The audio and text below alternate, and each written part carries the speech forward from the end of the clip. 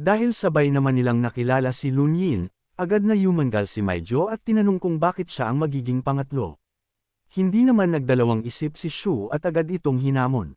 Ayon sa kanya, lakasan lang daw ng puwersa ang labanan at kung sino ang matalo, siya ang magiging pangatlo. Tinanggap naman agad ni Maijo ang hamon. Hawak ang inayos niyang fire staff, handa siyang patunayan na hindi siya basta-basta magpapatalo. Sa isip pa niya, kapag siya ang nanalo, si Shu pa ang magiging tagasilbi sa tuwing kasama niya si Lunyin. Ngunit ganoon din ang iniisip ni Shu. Desidido itong manalo at ipinangakong hinding-hindi siya papayag na matalo.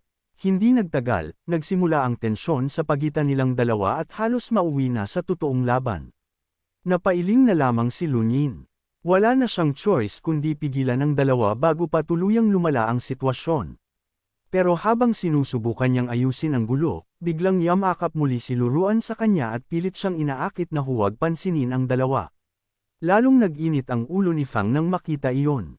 Sa sobrang inis, agad nitong hinamon si Luruan at sinabing kapag nanalo siya, siya pa rin ang magiging number 1. Dahil doon, nauwi sa kaguluhan ng buong grupo. Maya-maya, pinapila na nila si Lunyin at pinilit siyang magdesisyon kung sino ang mauuna sa listahan. Habang si Baomei ay tahimik lang na nasa pinakadulo. Napahawak na lamang sa ulo si Lunyin. Pakiramdam niya ay lalo siyang pinapahirapan kaysa sa pakikipaglaban sa mga demonyo. Kaya mabilis niyang iniba ang usapan. Inilabas niya ang guild application form at sinabing mas mahalagang tapusin muna nila ang pagpaparehistro ng guild dahil kumpleto na sila sa 6 na miyembro. Isa-isang pinapirma ni Lunyin ang lahat para maipasa agad nila ang aplikasyon sa guild hall. Muling sumingit si Luruan at pabirong sinabing gusto niyang magsimula agad ng training kasama ang guild president. Ngunit seryoso nang sinabi ni Lunyin na hindi iyon ang priority nila ngayon. Ipinaalala niyang laganap pa rin ang mga demonyo at kailangan nilang lumakas agad upang makasali sa guild battles at makakuha ng mas maraming resources at magical weapons. Samantala, habang nasa Central Guild Hall para magparehistro, may ibang taong lihim na may masamang balak laban sa kanya. Si Nyang Zi ay tahimik na nagngingit-ngit sa galit. Kahit hindi niya direktang mapatay si Lunyin dahil sa proteksyon ng mga immortal, determinado siyang pahirapan ito. Habang nakapila naman si Lunyin, bigla siyang nakaramdam ng kakaibang pressure at napaisip kung bakit parang may mali sa katawan niya. Dahil doon, dali-dali siyang nagtungo sa banyo upang tingnan kung ano ang problema. Pero hindi niya alam, may naghihintay na pala sa kanya roon. Nagulat si Lunyin sa biglaang paglapit ni babae sa loob ng banyo. Nanlaki ang mata ng bida sa gulat at nasabi pa niya ang pangalan ng babae. Sa malamig na tinig, binalaan siya nito na hindi siya maaaring basta saktan dahil konektado siya sa Third Lotus Prince. Ngunit nilinaw ring hindi ganoon kadali ang lahat, maaari pa rin siyang parusahan kahit hindi direktang patayin. Hindi nagpatinag ang bida at sinubukang umiwas, sinabihan pa niya ang babae na kapag lumapit ito ay iihiyan niya. Ngunit tila may ibang balak ang babae at inutusan siyang lumingon upang makita ang maalamat nitong kagamitan. Habang nakatitig ang babae sa kagamitan ng bida, malamig nitong sinabi na mas mabuting tumigil na lamang siya upang hindi na lumala ang sitwasyon. Dinagdagan pa nito na tila marumi ang gamit ng bida. Sa isang iglap, biglang nagbago ang ihip ng hangin. Nakaramdam ng kakaibang pagyanig ang babae at agad napalingon sa paligid. Bago pa man siya tuluyang makabawi, bigla siyang nanghina at bumagsak, at tuluyang napasubo. Samantala, habang umiinom ng tubig si Chapnong, bigla niyang naramdaman ang malakas na pagyanig sa paligid. Nagtaka siya kung bakit tila may lindol na nagaganap at hindi niya maunawaan ang pinagmulan nito. Sa ikalimang palapag ng maliit na mundo, nagpapatuloy pa rin ang matinding labanan ng dalawang quasi-saints na sina Sun Wukong at Erlang Shen. Sa gitna ng kanilang paghaharap, nagpasalamat si Sun Wukong kay Erlang dahil noon ay hinayaan nitong mabuhay ang ilang libong unggoy sa Wugwo Mountain. Ayon sa kanya, kung ibang nilalang ang umatake noon, malamang ay wala nang matitirang buhay sa kanilang bundok. Ngunit malamig lamang na sumagot si Erlang. Sinabi niyang kahit maingay at matigas ang ulo si Sun Wukong, aminado siyang mas lumakas na ito. Kasabay noon, agad niyang inilabas ang kanyang napakalakas na sandata at nagpakawala ng isang napakabigat na pag-atake na may taglay na makapangyarihang divine force. Hindi nagpahuli si Sun Wukong at mabilis na ginamit ang kanyang Ruyi Jinggubang, na agad lumaki ng daan-daang milya ang haba.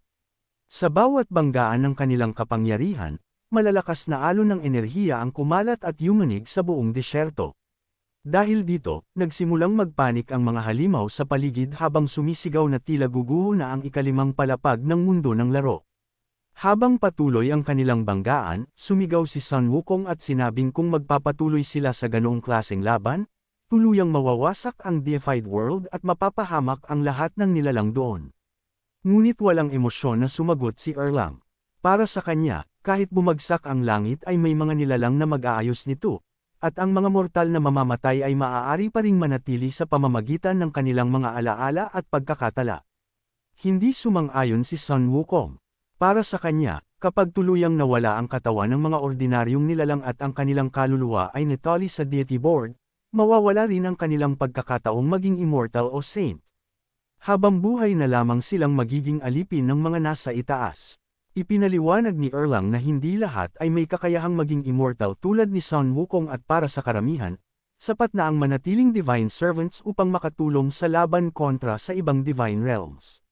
Dahil sa inis, itinuro ni Sun Wukong ang mas mataas na bahagi ng mundo at kinuwestiyon kung bakit kailangang itali ang mga kaluluwa sa deity board kung tunay ngang para sa kabutihan iyon. Sinabi pa niyang kung sisirain nila ang board at ibabalik ang katawan ng mga nilalang, baka mas marami pa silang maging tunay na mandirigma laban sa mga kaaway. Natahimik sandali si Erlang matapos marinig ang sinabi ng Monkey King. Ngunit hindi nagtagal ay muli niyang hinawakan ang kanyang sandata at malamig na tinawag na matigas ang ulo si Sun Wukong bago muling sumugod sa pag-atake. Hindi umatras si Sun Wukong at muling tinanong kung sino ba talaga ang matigas ang ulo sa kanilang dalawa. Bigla siyang nag-transform at mabilis na lumipad palayo habang sinasabing naghihirap pa rin ang ina at kapatid ni Erlang sa Demon World at dapat ay mas ituon nito ang pansin doon.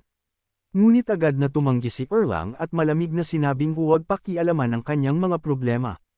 Kasabay nito, nag-transform din siya at mabilis na hinabol si Sun Wukong patungo sa isang malaking black hole na unti-unting nagsasara sa kalangitan. Pagkatapos nilang mawala, may isang babae ang naiwan na kalahating nakasabit sa papaliit na butas. Pilit siyang nagpumiglas habang sumisigaw na ilabas siya bago pa tuluyang magsara ang portal. Sa huli, nagawa rin niyang makatakas, ngunit halos punit na ang kanyang kasuotan dahil sa hirap ng kanyang paglabas. Pagkababa niya sa lupa, agad siyang nilapitan ng isang halimaw na may anyong pugita at walang hiya itong lumapit sa kanya. Ngunit walang pag-aalinlangan na pinatumba agad ng babae ang kalaban sa isang atake lamang, dahilan upang mapaluhod sa takot ang iba pang halimaw sa paligid. Matapos ang biglaang pangyayari, napaluhod ang babae habang pilit bumabawi, halatang hindi pa rin makapaniwala sa nangyari. Sa kabilang banda, agad namang nagtaas ng kamay ang bida at nagmamadaling magpaliwanag, sinasabing hindi niya iyon sinasadya at isa lamang iyong aksidente. Ngunit sa halip na tuluyang magalit, malamig siyang tiningnan ng babae bago pa ito mapanuyang nagsalita, tila pinaparinggan ng bida na baka sobra na ang kanyang mga bisyo at dapat na nitong bantayan ang sarili. Dahil dito, napakamot na lamang ng ulo ang bida at alang-ineng sumang-ayon, halatang hindi alam kung paano sisigat sa sitwasyon. Mabilis nitong hinawakan ang ulo ng bida, at bago pa man ito tuluyang makapag-react, bigla siyang hinatak habang umiikot ang malakas na enerhiya sa paligid. Sa isang iglap, kapwa silang bumagsak habang rumaragasa ang bughaw na kidlat na tila kayang durugan ang lahat ng madaanan nito. Ngunit sa mismong sandaling iyon, kusang nag-activate ang 9 Dragon Chain spell at sinalo ang nakamamatay na pinsala. Gayunpaman, isa sa mga dragon spirit ni Lunian ang nasugatan dahil sa lakas ng pag-atake. Napakunot-nuo ang babae at nagulat kung bakit hindi namatay si Lunian. Samantala, si Lunian naman ay lihim na nagpasalamat dahil kung wala ang proteksyon ng kanyang mga kasama, baka tuluyan na siyang napahamak laban sa isang middle stage Great Demon. Habang tensyonado ang sitwasyon, biglang bumukas ang pinto at dumating si Deng Tian. Pagkakita sa dalawa, agad siyang napareact at inakusahan ng babae na may hindi tamang relasyon sa isang mortal. Parehong natigilan sina Lunian at ang babae sa narinig nilang paratang. Ngunit mariing itinanggi ng babae ang akusasyon at sinabi niyang hinding-hindi niya magugustuhan ng isang mortal tulad ni Lunian. Hindi nagtagal, dinala si Lunian sa conference hall para imbestigahan ang nangyari. Habang nakapusos, paulit-ulit na nagpaliwanag si Lunian na isa lamang itong malaking hindi pagkakaintindihan. Ngunit hindi iyon pinakinggan ng ilan.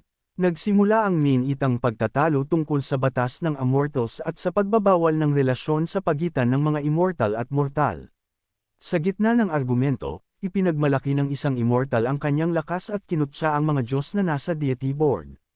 Ayon sa kanya, ang mga nasa board ay parang nakakulong ang kapalaran dahil hinihigop ng Wind God Table ang karamihan sa kanilang spiritual aura, dahilan kung bakit hirap silang umangat ng cultivation level. Hindi yun matanggap ng kabilang panig.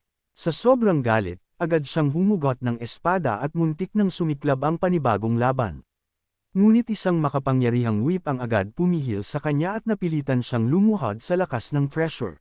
Sa huli, bagamat nagngingit-ngit sa galit si Deng Tian, wala siyang nagawa kundi umatras muna. Gayunpaman, nangako siyang hahanap siya ng ebidensya upang mapatunayan ang nangyari at hindi niya palalampasan ang panghahamak na natanggap niya. Pagkaalis ng kalaban, bumaling siya kay Lunian na tila baboy pa ring nakabitin sa pagkakatali. Kahit natanggal na ang pagbabawal, hindi pa rin siya pinakakawalan.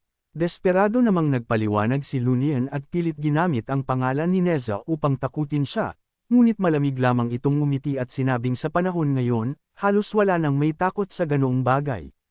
Ipinaliwanag ni Deng Tian na hindi naman sana niya palalakihin ang problema ngunit dahil sa ginawa ni Lady Lai, wala siyang balak magpatalo. Kung gusto ni Lunian na makalabas ng maayos, kailangan itong makipagtulungan sa kanya. Wala nang ibang pagpipilian si Lunian kundi ang sumunod kahit labag sa loob niya. Maya-maya, nagsimula siyang gamitin ang kakaiba niyang kakayahan upang siyasatin si Lunian.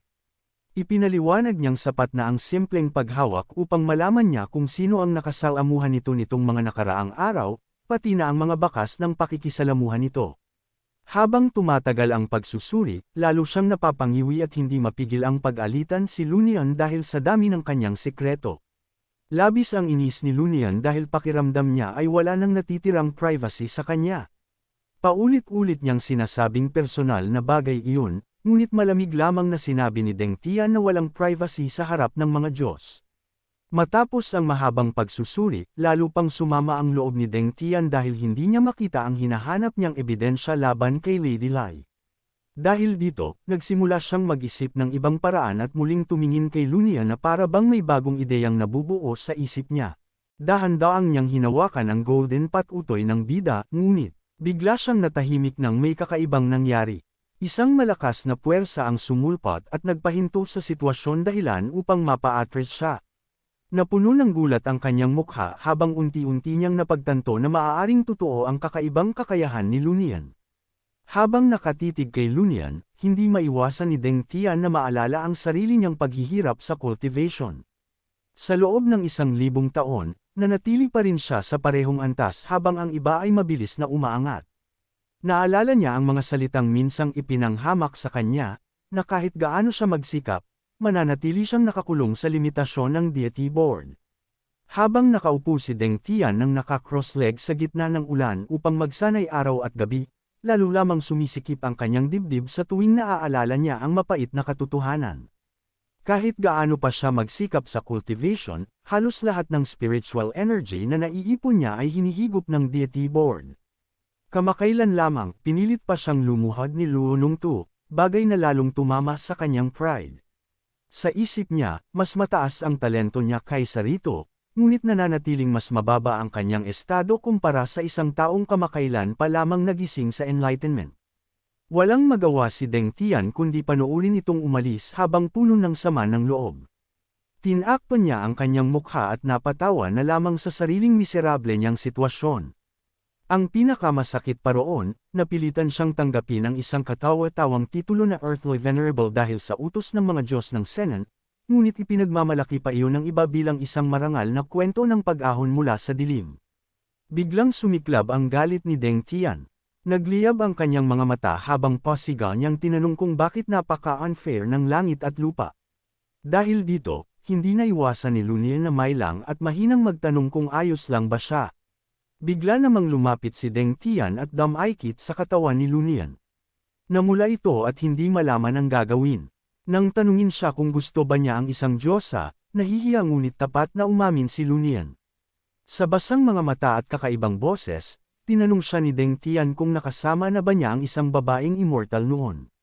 Nanginginig na halos si Lunian habang nagmamakaawang kumalma ang Diyosa, ngunit tumanggi si Deng Tian at sinabing hindi na niya kayang magpigil pa ngayon.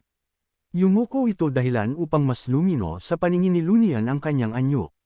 Malungkot niyang sinabi na bago pa man sila magkaroon ng pagkakataong magsama ng Earthly Venerable, namatay na siya sa digmaan matapos ang deification kaya hindi man lang sila tunay na nagsama. Ayon sa kanya, ngayon na ang pagkakataon para maranasan niya ang bagay na hindi niya kailanman natamo noon. Napalunok si Lunian habang pilit pinapakalma ang sarili. Nanginginig pa niyang sinabi na kahit hindi naman siya banal na tao, parang masyadong mabilis yata ang mga pangyayari. Baka pwede raw munang kumain sa labas, manood ng sine, at mas kilalanin ang isa't isa. Napangisi lamang si Deng Tian at tila hindi makapaniwalang may taong nagsasabing, masyadong mabilis, kahit ibinibigay na ang lahat sa kanya. Bigla siyang naglabas ng telepono kung saan lumitaw ang mukha ng isang matandang lalaki. Mula rito, malamig na tinig ang nagsalita at tila hindi makapaniwalang isang mortal lang ang nasa harapan nila. Nalito si Lunian at hindi maintindihan ang nangyayari habang seryosong sinabi ng matanda na maaaring sinusunod nila ang mga patakaran ng mundo, pero hindi ganoon ang ibang tao. Maya-maya, ibinalik ni Deng Tian ang telepono at makahulugang tumingin kay Lunian. Ipinaliwanag niyang ang anak mismo ng Earthly Son ay palihim na pumasok sa maliit na game world. Sinundan niya ang bakas nito at natuklasang sila ang responsable sa pagkamatay nito. Napakunot-noo si Lunian sa gulat at pagkalito. Hindi niya maintindihan kung bakit hindi ito agad isinumbong ni Deng Tian kung totoong may ebidensya siya. Tahimik itong ngumiti at sinabing mas interesado siyang kumuha ng patunay tungkol sa paggamit ni Lunian ng kakaibang magic, at isa pa, ilegal din naman ang ginawang pagpasok ng anak ng Earthly Son kaya wala siyang obligasyong iligtas iyon. Pagkatapos ay biglang nagiba ang tono ni Deng Tian at nagsimulang magbanta. Sinabi niyang kung isusumit niya ang ebidensya, siguradong hindi magiging maganda ang kahihinatnan ni Lunian sa kamay ng GM. Namutla si Lunian at labis na kinabahan sa loob. Pakiramdam niya, anumang oras ay maaari siyang harapin ng mabigat na kaparusahan. Dahil dito, naging seryoso ang kanyang mukha at diretsahan niyang sinabi kay Deng Tian na kung hindi pa nito ipinapasa ang ebidensya, sabihin na lamang nito ang gusto nitong kapalit. Biglang lamambat ang tono ni Deng Tian. Ngumiti ito at sinabing gusto lamang niyang makipag-usap sa matatalinong tao. Maya-maya, may inalis siya sa likuran ng kanyang damit at hindi inaasahang naalala ang eksenang nasaksihan niya sa banyo kasama si Luo Nungto. Tumingin siya diretso kay Lunian at tinanong kung sino ang mas maganda sa kanilang dalawa. Agad namang namula si Lunian at hindi na nag-atubiling sabihin na siya ang mas maganda. Halatang hindi na nito maitago ang kaba at pagkalito sa sitwasyon. Ngunit bago pa tuluyang magpatuloy ang usapan nila, biglang umalangaw ang malakas na alarma. Paulit-ulit na umalangaw ang malamig na boses mula sa loudspeaker dahilan upang mapasimangot si Deng Tian. Ipinaalam ng sistema na maraming space tracks ang lumitaw sa ikalimang palapag at lahat ng GM na nasa True Fairy Realm pataas ay kinakailangang magtungo agad sa Mountain of Good Karma sa 5th layer ng laro. Dahil sa inis, mabilis na inayos ni Deng Tian ang sarili at nagreklamong punong-puno raw ng problema ang game world. Nagtataka pa siya kung si Kwang Tuna ba ang gumawa ng sistemang napakaraming sablay. Pagkatapos ay pinalaya niya si Lunian at malamig na iniwang bilin na umuwi muna ito at hintayin siyang matapos sa trabaho bago siya balikan. Tahimik na napabuntong hininga si Lunian habang hawak ang nananakit niyang braso. Sa isip-isip niya, parang isda siyang nakasalang sa chopping board at wala halos magawa laban sa mga pangyayari. Pagbalik niya sa suburban villa, agad siyang sinalubong ni Miss Fong Di na halatang balisang balisa. Agad itong yamakap sa kanya at sinabing halos mamatay siya sa kaba dahil sa lindol kanina. Kung hindi raw siya nakabalik, siya na mismo ang hahanap sa kanya. Mahinang ngumiti si Lunian at nag-sorry, sinasabing nagkaroon lang ng kaunting problema pero maayos na ang lahat. Napakunot-noo si Fong Di at seryosong pinagsabihan siya na sa susunod ay sabihin agad kung may nangyayari sa kanya. Pagkatapos magsalita, lumingon siya at inutusan ang kasambahay na nakatayo sa likuran niya. Pakiusap, dalhin mo silan sa banyo at tulungan mo siyang labhan ang mga damit niya. Agad namang yumuko ang katulong at sumagot, "Opo, miss." Habang nakahiga si Lon Ian sa bathtub at nakababad sa tubig, tahimik siyang nagmuni-muni. Sa huli, isa pa rin pala akong immortal. Kung wala ang kayamanang nakuha ko mula sa Crystal Tower at ang kakayahang gamitin ang mga demon skill sa loob nito, hindi ko alam kung ilang beses na sana akong namatay. Patuloy mang nahuhuli ang malalakas na demonyo, kailangan ko pa ring makarating agad sa level 100 at malampasan ang mga pagsubok para maging tunay na monghe. Hinimas niya ang kanyang baba habang nag-iisip. Kapag naging isa na akong fairy, mas marami akong matutunang mahika mula sa mga ninuno. Hindi na sapat ang mga skill sa larong ito laban sa totoong mga sumasalakay na demonyo, maging sa ilang halimaw na kahawig ng mga fairy. Mamayang gabi, kapag tulog na ang lahat, pupunta ako kay Dikay para magdagdag ng buffs at mas mapabilis ang pag-level up. Kasabay nito, sunod-sunod na anunsyo ang umalangaw sa kanyang isipan. Binabati ka, natutunan mo ang lihim na cultivation technique ng elementary level ng wine maintenance at flesh forest. Sa loob ng 72 oras matapos ang double cultivation, madodoble ang bilis ng cultivation. Binabati ka, ang secret cultivation method ng mock lamb wine ay umabot na sa intermediate level. Sa loob ng 72 oras, ang cultivation speed ay tataas mula doble hanggang 4 na beses, habang mas pinahusay pa ang epekto ng Hamilya wine at hahabarin ang bisa nito ng panibagong 72 oras. Sa labas ng banyo, ang katulong na kanina lang ay tahimik na nakaupo sa harap ng washing machine habang yakap ang mga damit ni Lan. Dahan-dahan niya itong inaamoy. Ito ang amoy ni Lord Lon Ian, talagang amoy lalaki. Umiinit ang kanyang katawan habang hindi mapigil ang manginig at mapadaing. Amoy pa lang, para na akong nawawala sa sarili. Napakawalan ko talaga. Napaupo siya sa kanyang mga tuhod habang hindi mapigil ang manginig ang kanyang katawan. Patuloy na umiikot ang mga damit sa washing machine, ngunit nanatili siyang nakatayo sa gilid, hinahayaang lamunin ng maruruming imahinasyon ang kanyang isip. Tinakpan niya ang mukha, napahikbi, at mahina niyang sinabi, "Kapag nalaman ni Master Lunia na ganito ako, siguradong kamumuhian niya ako." Samantala, nakaupo ang binata sa trono habang malalim na nag-iisip. Matagal na rin mula nang bumalik ako rito para maghanap ng paraan para magdagdag ng buffs. Ngayon, umaasa na lang ako sa mga mahiwagang sandata sa pakikipaglaban, pero hindi pa rin sapat ang lakas ko. Kung makasalubong ko ang isang demonyo, baka kahit paulit-ulit akong umatake ay hindi pa rin sapat ang buhay ko para mapabagsak sila. Tahimik siyang napaisip. Ang maabot ang level 100 at malampasan ang immortal trial ay hindi maaaring balewalain. Biglang nabitiwan ng dalagang may hawak ng plato ang dala nito at bumagsak iyon sa sahig. Dumating na ang dakilang hari. Hindi siya nag-atubiling yakapin ang binata, ngunit mabilis naman siyang itinulak nito palayo. "Nasaan si Datkay? Kailangan nating magdagdag ng experience at palakasin ang buffs." Bahagyang sumulyap ang dalaga sa binata bago marahang nagsalita. "Kamahalan, kung buffs lang ang kailangan, kaya ko rin naman." Saglit siyang natigilan. Matagal na rin mula nang pumunta ako rito, magagalit kaya siya dahil hindi ko siya hinanap. Muling narinig ang banayad na tinig ng babaeng baka. "Mahal na hari, hayaan ninyo akong tulungan kayong magdagdag ng buffs."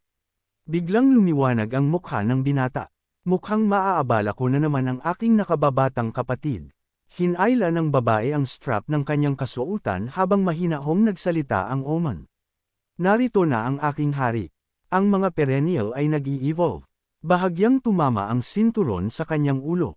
Matagumpay ang evolution. Lumitaw ang gintong siyam na dragon, at agad nilang naramdaman ang pag-apo ng lakas. Hinaplos ng oman ang kanyang mukha habang tila takot na takot ang alipin. "Ano iyon?" Bigla siyang napatingala ng mapansing may anino sa kanyang harapan. Nagulat siya nang makita ang gininto ang anyo. Nanlaki ang mga mata ng oman. Paano nangyari ito? Napatingin siya sa binata. Dapat pa ba niyang ipagpatuloy ang pagtulong sa hari sa pagdagdag ng buffs? Mukhang mapanganib na ngayon. Lumitaw ang seryosong mukha ni Dikay habang inutusang umatras ang babaeng baka. May problema ang batang hari. Hindi niya ito makontrol. Hayaan mo akong gumawa ng paraan. Hindi maitago ng binata ang pagkagulat. Paano nangyari na ang siyam na ahas ni Dikay ay naging siyam na dragon? Biglang napatigil si Lam Ian at napasigaw.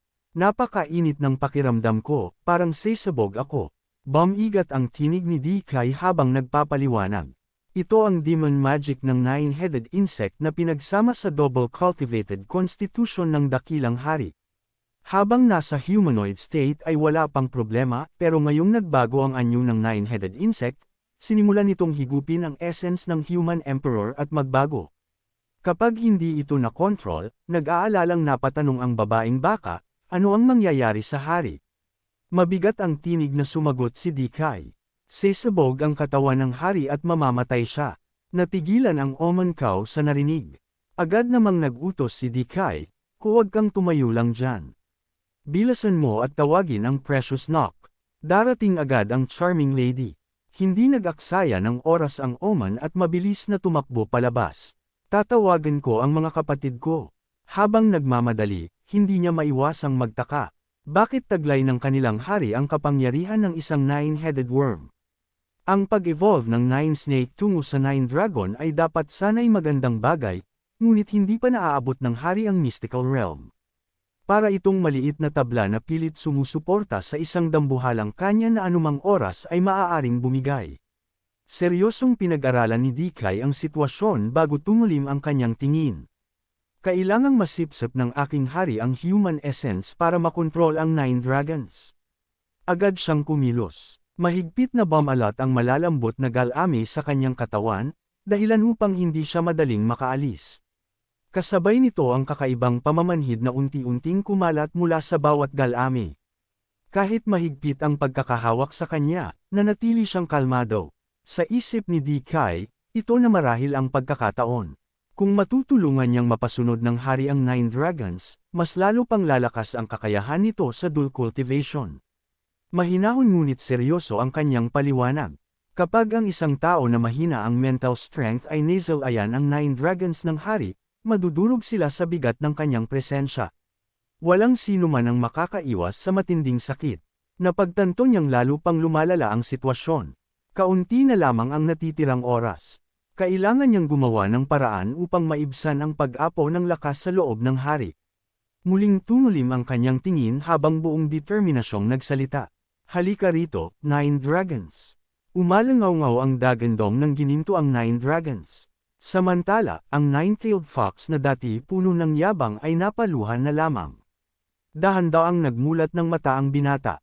Dikay, bakit parang gusto mo na akong pakawalan? Hindi itinago ni Dikay ang kanyang nararamdaman. Hindi pa mamamatay si Dikay para sa hari.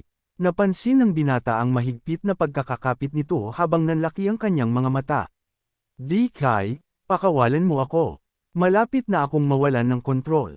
Nanatiling matatag si Dikay. Dakilang hari, huwag mo nang isipin ang kalagayan ko. Kapag hindi mo pinakawalan ng buong lakas ng Hong Hong, mamamatay ka agad. Namula ang mukha ng binata habang ang lakas na matagal nang pinipigilan ay tuluyang sumabog. Nanginginig ang tinig ni Dikay. Diretso itong dumadaloy sa aking dantian. Mabilis namang dumating ang Vulo Army.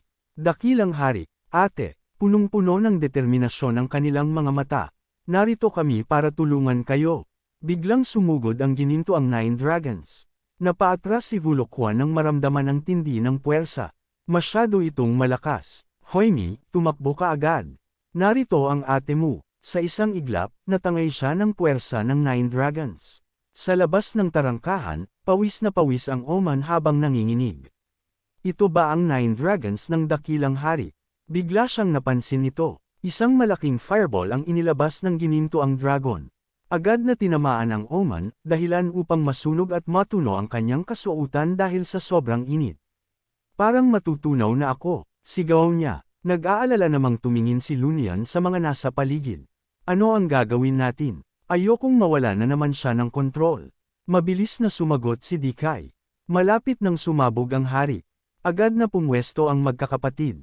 Lumitaw ang sinaunang bilog ng mga simbolo sa ilalim ng kanilang mga paa at sabay nilang hinarang ang gininto ang nine dragons. Matigas ang tingin ni Dikay habang nagbibigay ng utos.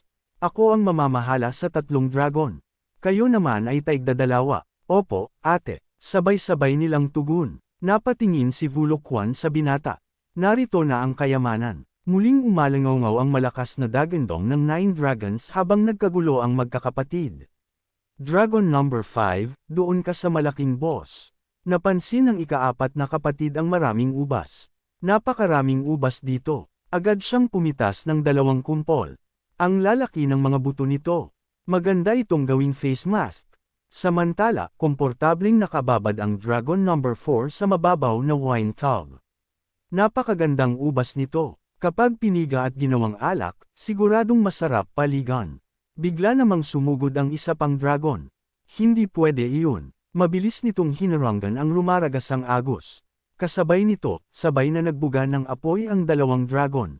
Nang inig ang buong katawan ni Vulokwan habang pilit pinatatag ang sarili. Kinakabahan ako, pero hindi ako magpapatalo sa inyo. Malakas siyang sumigaw. Narito na ang Evil Dragon. Ipapakita ko sa inyong lahat ang kapangyarihan ni Sister Fox. At dito muna nagtatapos ang chapter na ito. Kung excited ka sa susunod, huwag kalimutang mag-subscribe at pindutin ang notification bell para updated ka palagi. Shout out sa mga loyal viewers natin, salamat sa walang sawang suporta. Kita-kits sa next upload.